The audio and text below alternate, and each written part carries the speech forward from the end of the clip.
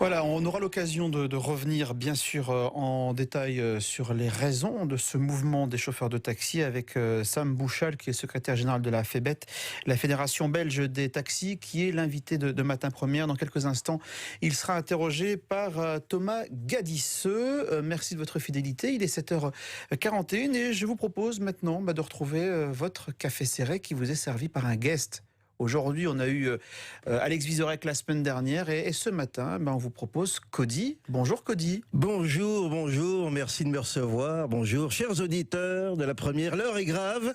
La première invite un humoriste de vivacité à faire le café serré. Attention, à cette allure, dans 3 mois, vous recevez Patrick Sébastien qui vous chante les sardines ou des trucs du style le café serré ça mousse. C'est génial. C'est d'ailleurs peut-être la raison pour laquelle ils font grève ce matin d'ailleurs. Qu'est-ce qui vous a pris de m'inviter, Mehdi ? Écoutez, je vous ai entendu ce week-end dans l'émission Davy avec Élodie de Célis. Et j'avais l'impression que vous aviez quand même des choses intelligentes à nous raconter sur la première, pour un public, la première. Voilà, et donc voilà, on vous aime bien et on est content que vous soyez là. Vous, ça va ? Écoutez, ça va super bien, Mehdi. Figurez-vous que ce matin, je me suis fait larguer. Je me suis fait larguer par un B-52 de l'armée de l'air, affrété pour permettre aux travailleurs de rejoindre leur boulot à la capitale, parce que les taximens ont décidé de bloquer les principaux axes de pénétration. Alors, oui, il y a quelque temps, Pascal Smet comparait Bruxelles à une prostituée. Aujourd'hui, les taximens lui ont fait comprendre qu'il allait devoir respecter leurs règles. Vous avez déjà voyagé dans un avion de l'armée de l'air, Mehdi ? Non, mais attendez, je me remets à la blague précédente. Mais oui, je sais, il faut s'y remettre. Attention. Oui.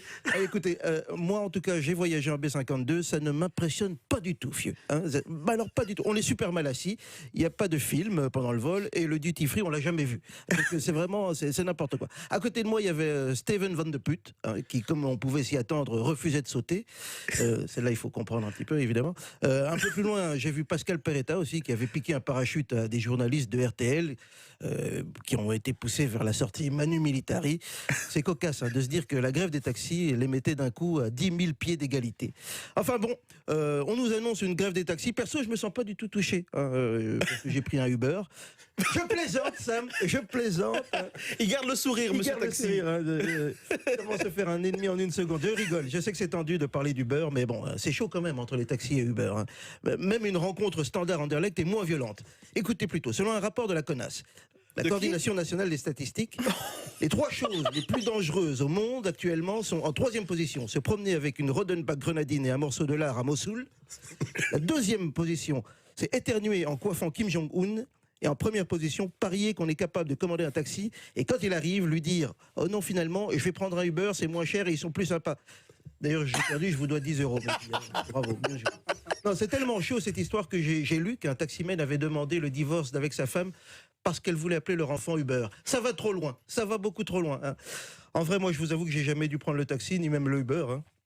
J'ai un chauffeur personnel, et c'est depuis tout petit, puisque mon père était ambassadeur, je ne sais pas si vous le saviez. Oui. Du coup, on a eu un chauffeur blanc, exclusivement blanc. Mon père a toujours été contre le travail au noir. D'ailleurs, on allait à l'école en Jaguar, pas la voiture, l'animal, c'est plus écologique que la voiture. Moi, l'écologie, ça me touche. Ça me touche tellement que le premier geste militant que j'ai fait, c'est d'appeler ma fille Ozone.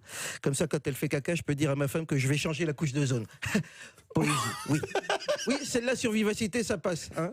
Aussi sur la première, non ? Sur la première aussi. J'ai oublié de vous dire qu'en guise de soutien avec la FEBET, j'ai décidé moi aussi de faire de cette chronique une grève de la vanne.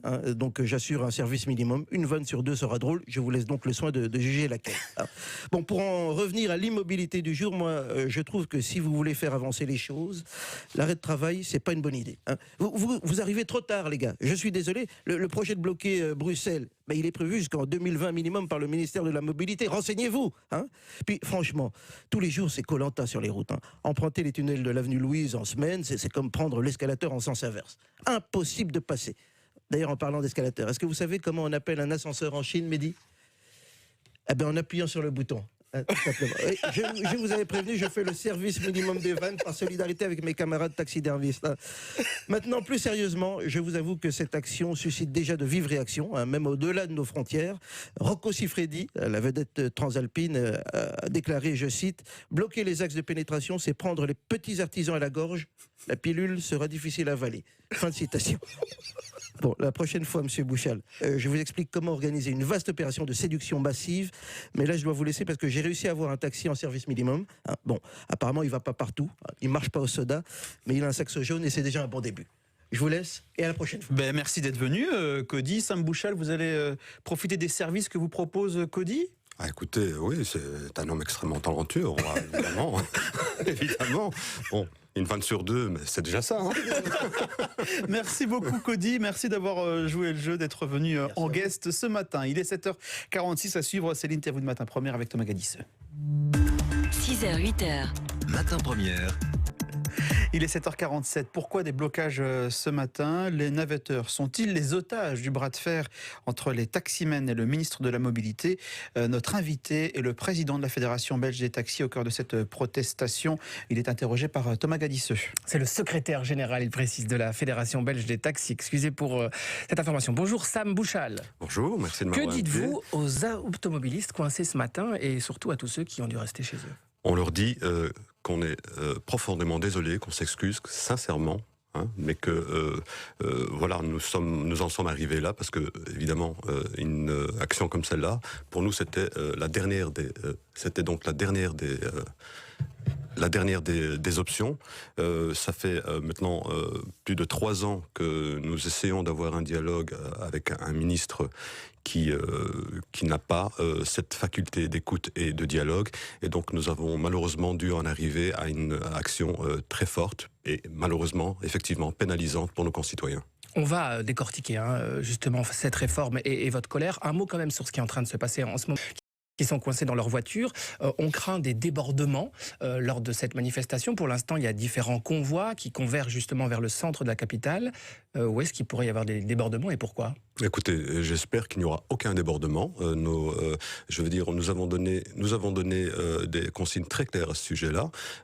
Vous savez, les taxis bruxellois ont déjà montré qu'ils étaient capables de manifester et de manifester dignement. Nous n'avons jamais connu les débordements qu'on peut voir parfois, c'est vrai, malheureusement ailleurs. Ce n'est pas le cas en Belgique. Vous êtes infiltré par des casseurs, entre guillemets, on évoque certains venus de l'étranger.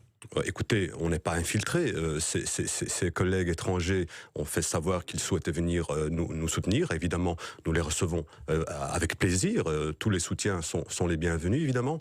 Et avec ce mot d'ordre que chez nous, eh bien, les débordements, l'atteinte aux biens et aux personnes est tout à fait proscrite. Encore un mot, donc ce qui est en train de se passer, ce sont en fait des convois qui circulent lentement dans différents axes de la capitale. Il ne va pas y avoir de bouchons, mais pourquoi pas avoir fait une grosse manifestation à un endroit pour vous entendre? Là, vous êtes en train de paralyser le ring et du coup, vous paralyserez le centre de la ville. Mais écoutez, nous avons voulu faire une action qui soit la plus marquante possible. Et je pense que... Quitte à prendre les navetteurs en otage? Écoutez, vous savez, ce terme de prendre les gens en otage, surtout quelques jours après le 22 mars, c'est un peu spécial. On ne prend pas les gens en otage. Nous essayons de nous faire entendre. Et pour se faire entendre, parfois c'est vrai qu'il faut avoir des actions spectaculaires. Celle-ci est effectivement spectaculaire. C'est vrai qu'elle est extrêmement pénalisante pour nos concitoyens. Et je réitère mes excuses envers eux. Mais malheureusement, M. Smet ne nous a pas laissé d'autre choix que la rue. C'est votre manifestation, c'est contre M. Smet, le ministre bruxellois de la Mobilité, ou c'est contre Uber, au centre quand même de cette colère? Écoutez, au centre de cette colère, aujourd'hui, c'est clairement M. Smet. M. Smet, nous avons maintenant la conviction qu'il n'est plus un interlocuteur. M. Smet a reçu de la part du gouvernement mandat de concerter le secteur pour atterrir sur une solution négociée pour un nouveau plan taxi dont nous sommes demandeurs, je le rappelle. Mais malheureusement, M. Smet, au lieu de cette concertation, a préféré, et ceci depuis bientôt 4 ans, un bras de fer avec le secteur.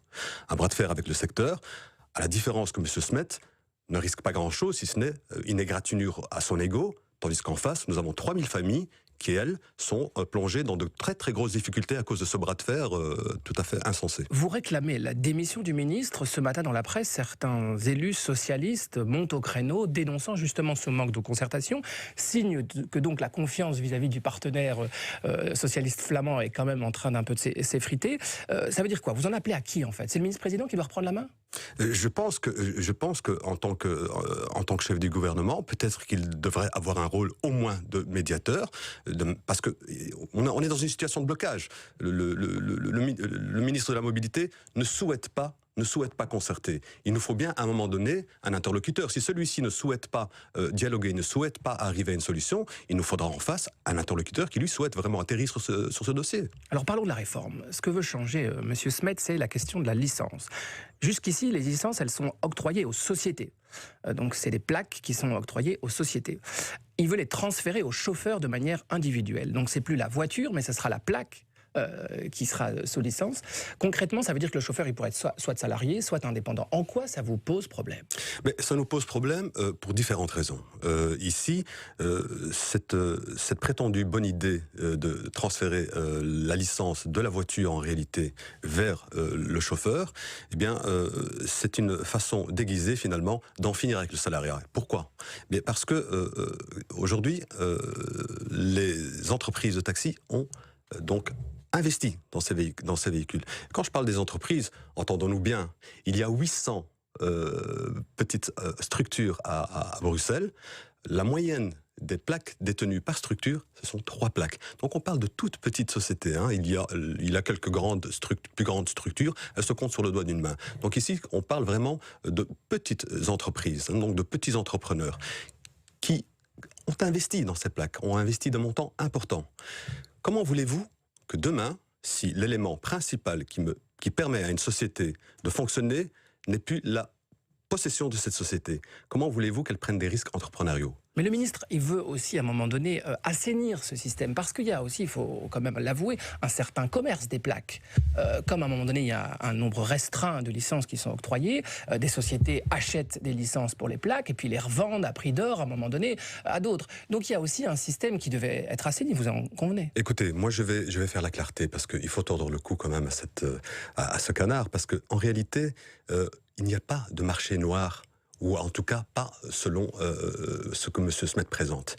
Sous la législature précédente, donc lorsque Mme Grauwels était ministre de la Mobilité, nous avons nous-mêmes, et un certain nombre de PV sont là pour en témoigner, nous avons nous-mêmes demandé que l'opacité qui entoure la cession des licences, il soit mis fin.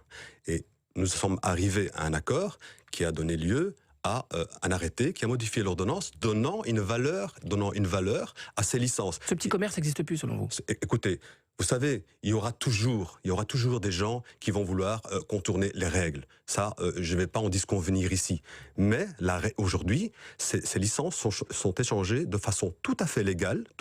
D'ailleurs, je vous signale que si demain une nouvelle licence devait être mise en route, ce que dit la loi aujourd'hui, c'est que cette licence doit être mise en vente aux enchères. Donc, ce qu'on appelle ce commerce, eh bien, ce commerce, d'abord, il est tout à fait légal. Et en plus, il ne s'agit absolument pas de spéculation, parce que vous venez de parler de gens qui achètent pour revendre à prix d'or. C'est pas la bourse, vous savez, le taxi. Pour pouvoir revendre une licence, il faut l'exploiter pendant 10 ans. On n'est pas du tout dans la bourse et dans la spéculation. Et au cœur de cette réforme, voilà, c'est aussi une manière de mettre à plat différentes pratiques dans le secteur, parce qu'à un moment donné où c'est le chauffeur qui va recevoir la licence, ça permet aussi de contrer le travail au noir. Il faudra nous le démontrer. En quoi ça on finirait avec le travail au noir? Ça, c'est quelque chose que je n'ai pas bien compris. Vous savez, le ministre a demandé l'avis du comité économique et social. Les partenaires sociaux. Oui, qui a lui-même dit, écoutez, cette histoire de licence sur le taxi, qui part du véhicule vers le chauffeur, ça ne va pas du tout, puisqu'il existe une structure tout à fait légale, il convient de la faire fonctionner normalement, et de veiller à ce que les transactions se fassent dans la transparence. Ce que M. Smet ne veut pas faire en réalité. Alors, l'autre axe de cette réforme, au-delà de la question des licences, il y a la question des différentes sociétés qui entourent cette problématique. Il y a à la fois à Bruxelles ce qu'on appelle les véhicules loués avec chauffeur, il y a les limousines, il y a les taxis, et puis il y a Uber. L'idée, c'est à un moment donné d'homogénéiser tout ça et de mettre tout le monde sous la même enseigne. Écoutez, ça serait quand même plus simple, non? Bien sûr, ce qui serait plus simple, c'est que tout le monde respecte la loi, au fond. Vous savez, Uber, pour moi, et pour nous, le secteur, c'est une plateforme de mise en relation. Elle met en relation des gens qui souhaitent faire un trajet avec un véhicule, avec des chauffeurs qui sont d'accord pour faire ce trajet. Sauf que on a une ordonnance qui dit que pour pouvoir faire ce métier-là, il faut une licence taxi. Et si Uber mettait en relation des gens qui ont licence taxi, donc pour faire ce métier-là, nous, on n'y verrait aucun inconvénient. Notre problème, ce n'est pas en réalité Uber. Notre problème, c'est que Uber contourne la réglementation. Elle utilisent des licences, des gens qui ont des licences limousines, qui normalement doivent rouler avec un contrat préalablement signé d'une durée de 3 heures pour un montant minimum de 90 euros. C'est ce que vous dénoncez, l'ubérisation de cette économie des taxis. Mais oui, écoutez, c'est vrai que au-delà du taxi, il y a un problème purement idéologique. C'est-à-dire que ce conflit, finalement, et partout dans le monde, hein, et pas qu'en Belgique, nous interroge un peu sur la société qu'on veut pour demain. Est-ce que la société qu'on veut pour demain, est-ce que ce sont des gens qui sont finalement, à qui on prétend qu'ils deviennent leurs propres patrons, en réalité, on transfère le risque entrepreneurial sur les travailleurs. On met les travailleurs en concurrence entre eux, et c'est la question du statut d'indépendant prôné par ces sociétés, mais qui en réalité, selon les lois sociales, ne l'est pas vraiment. Non, écoutez, un indépendant, c'est quelqu'un qui a la maîtrise du prix, qui a son fichier client, qui finalement prospecte lui-même. Ici, Uber décide du prix, Uber décide de sanctionner, Uber décide du standard de véhicule avec lequel on peut rouler. Il décide de tout, mais il prétend que c'est celui qui est derrière le volant qui est le patron, ce qui est une supercherie. Et dans cette saga, Uber Pop, à un moment donné, a été interdit. Hein, c'était en 2015, mais sauf que là, tout le monde le sait, tous les Bruxellois utilisent encore Uber. Donc Uber existe, ça apporte parfois différents noms. Comment on explique à un moment donné cette hypocrisie aussi des autorités par rapport à cette société? Écoutez, c'est vous qui utilisez le terme, et je suis tout à fait d'accord, il s'agit d'une hypocrisie totale, hein, puisque, effectivement, vous savez, le ministre est allé à un moment donné à la télévision pour dire, bon, c'est pas tout à fait illégal, il nous a sorti un certain nombre de choses. Finalement, au fond, le ministre, il veut idéologiquement de ce système, il veut l'installer, hein, par coûte que coûte, pour lui, peu importe le moyen pour y arriver. Vous savez, les gens utilisent ce système parce qu'effectivement, c'est facile, et ça on ne le conteste pas. Simplement, nous, tout ce que nous demandons, c'est que les règles soient respectées. Si demain, il doit y avoir une nouvelle réglementation, on n'a pas de problème avec ça. Mais il existe aujourd'hui une réglementation qui n'est pas respectée depuis 3 ans. On s'excuse pour la gêne de ce matin, mais si on en arrive là, c'est que l'on n'a pas d'autre option. On a en face de nous un ministre Smet qui n'a pas de faculté d'écoute et de dialogue. Il nous a contraints à la rue. Déclaration de Sam Bouchal, le patron des taxis, qui manifeste en ce moment même. Bonjour François Heureux. Bonjour.